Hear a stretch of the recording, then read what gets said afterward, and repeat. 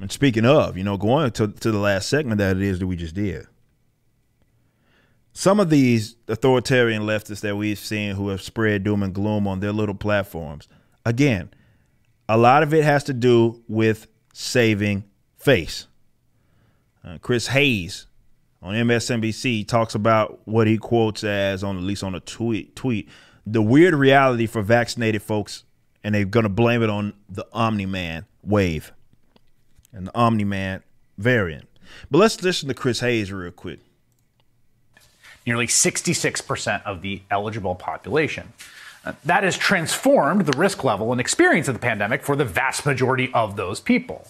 And of course, there are still people, many people, millions, who are immunocompromised or who are otherwise vulnerable due to age or medical conditions.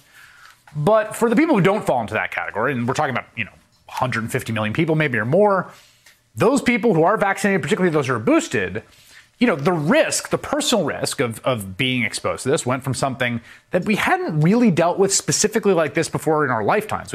Again, not necessarily true. I just want to be clear about that.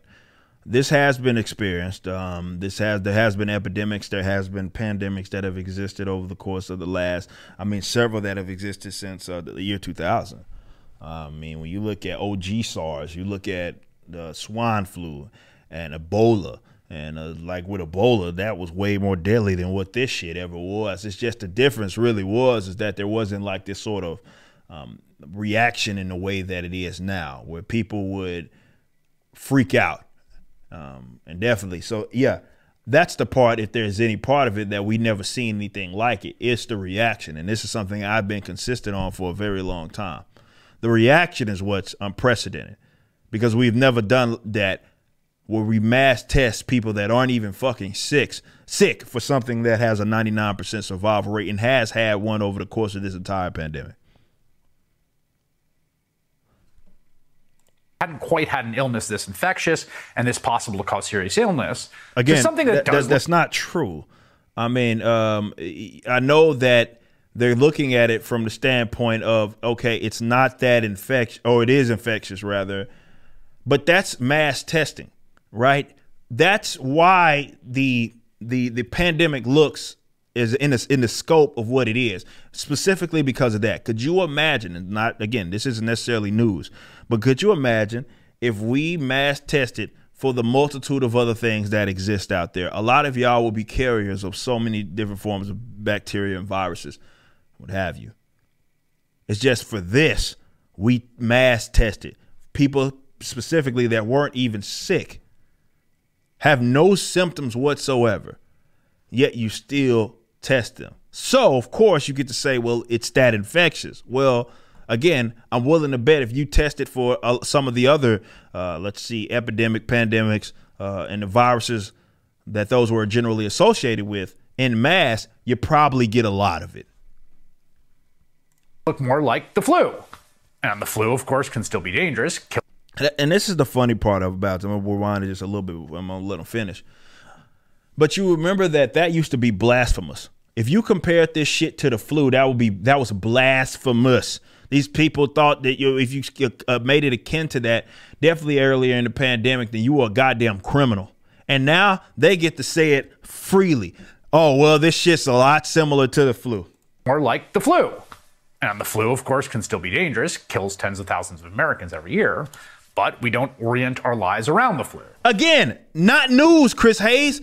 There's been guys such as myself that have been making this point because the data had been available, man, since March, since April.